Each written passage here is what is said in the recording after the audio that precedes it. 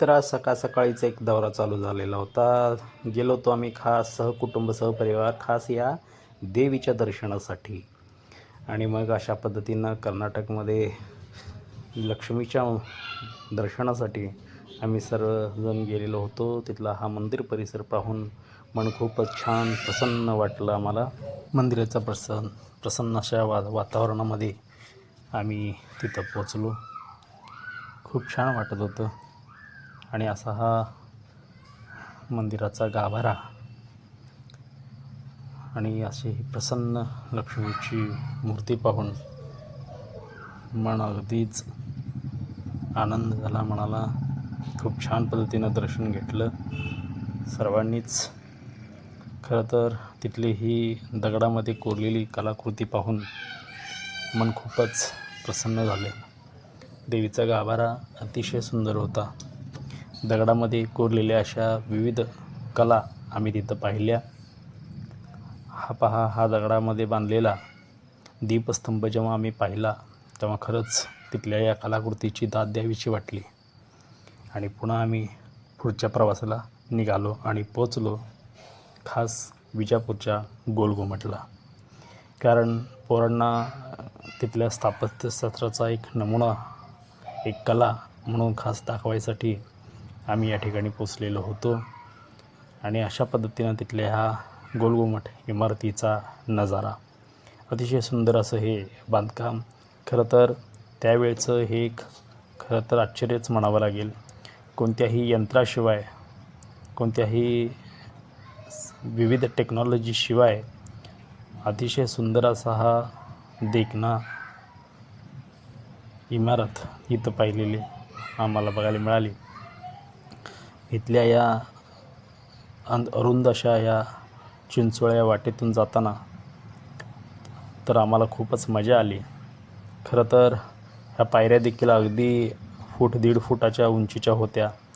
वाट अतिशय चिंचोळी होती आणि अशा वाटेतून जाताना पोरांना पण खूप मजा आली आणि पोरं पण खूप छान पद्धतीने एन्जॉय करत होती. वरती गेल्यानंतर आम्हाला हे पाहिलं तर आम्ही इतक्या वर चढून आलेलो आहोत आणि खाली पाहिलं तर अक्षरशः चक्कर येत होती. एवढा हा उंच असा हा भव्य घुमट होता. आणि इथं पाहिलं की खरोखरच त्या कलेची दाद द्यावीशी वाटते. अतिशय सुंदर असा हा रम्य परिसर आणि निश्चितच तिथे गेल्यानंतर आपल्याला आश्चर्य वाटणारा असा हा देखणी वास्तू तिथं आम्हाला पाहायला मिळाली. खरं तर खास पोरांची इच्छा होती म्हणून आपण तिथं हा परिसर त्यांना दाखवायला आपण घेऊन गेलेलो होतो. कारण पोरांना पण इतिहास थोडासा माहीत असावा आणि म्हणून तिथं गेलेलो होतो. उतरताना पण तीच अवस्था, अगदी चिंचोळ्या वाटेतून 1.5 फूट उंचीच्या पायऱ्या त्या उतरत यायच्या होत्या आणि त्यामुळं शिस्तीत यावं लागत होतं. मध्ये मध्ये असे थोडेसे विसावा घेण्यासाठी अगदी बंदिस्त. यानंतर खाली आल्यानंतर आम्ही पाहिलं की आम्ही इतक्या वर जाऊन आलेलो आहोत याचं आम्हाला निश्चितच आश्चर्य वाटत होतं. खरं तर तिथली कला ही खूपच सुंदर होती. मी थोडंसं निरीक्षण केलं. मला तिथं असं आढळलं की अत्यंत बारीक कलाकृती आणि ह्या तर अंतर्गत पाणी वाहून जाण्यासाठी दगडाच्या पासून बनवलेल्या जाळ्या तिथं आम्हाला पाहायला मिळाल्या. आणि तिथला परिसर देखील अतिशय सुंदर आणि रम्य असा होता. तो देखील आम्ही पाहिला. ह्या पोरांची तर अशीच मस्ती चालू होती.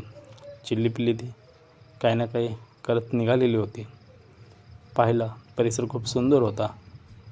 यानंतर मात्र तिथलं त्याची भव्य अशी इमारत बाहेरून पुन्हा एकदा शूट केली. तिथलं वातावरण पाहिलं आणि पुढे आलो. पुढे आल्यानंतर खऱ्या अर्थानं तिथं जर बघायला मिळालं ते म्हणजे ही अशी भव्य दिव्य तोफ. विविध धातूंनी बनवलेल्या अजस्त्र अशा ह्या तोफा तिथं ठेवलेल्या होत्या. ह्या तोफा अतिशय ओझ्या होत्या, अतिशय भव्य दिव्य होत्या, मोठ्या होत्या, अजस्त्र अशा या तोफा पाहिल्यानंतर निश्चितच आश्चर्य वाटत होतं. पण मनामध्ये हा पुन्हा एक प्रश्न येऊन गेला की याच तोफांनी स्वराज्य खिळखिळा करण्याचा प्रयत्न केला असेल, याच तोफांनी महाराष्ट्रावर आक्रमण केलं असेल. पण इतिहास हा इतिहास असतो. म्हणून पुन्हा एकदा या वास्तूचं दर्शन घेऊन आम्ही निघालो. पण असं आढळलं की या वास्तूपेक्षा रायगड याच्यापेक्षा भव्य दिव्य आहे. असो, चला. यानंतर पुन्हा आम्ही परतीच्या प्रवासाला निघालो आणि गाडीत या पोरांची पुन्हा मस्ती सुरू झाली. पोरं ती पोरच, गाणं लागली की नाचायची, गाणं लागली की नाचायची. पुन्हा शहरातून बाहेर पडत असताना मला असं एक आढळलं की प्रत्येक चौकात, प्रत्येक सिग्नलवरती सेडनेट मारलेलं होतं. तर हे कशासाठी? तर सध्या उन्हाळ्याचे दिवस आहेत आणि सिग्नलवरती गाडी 1-2 मिनिट थांबते. त्यावेळी तिथल्या प्रवाशांना उन्हापासून त्रास होऊ नये यासाठी प्रत्येक सिग्नलवरती अशी शेडनेट मारलेले होते. यानंतर आमचा पुन्हा परतीचा जतकडे प्रवास आणि हा असा लालबुंद सूर्य जेव्हा अस्ताला जात होतो तेव्हा खूप छान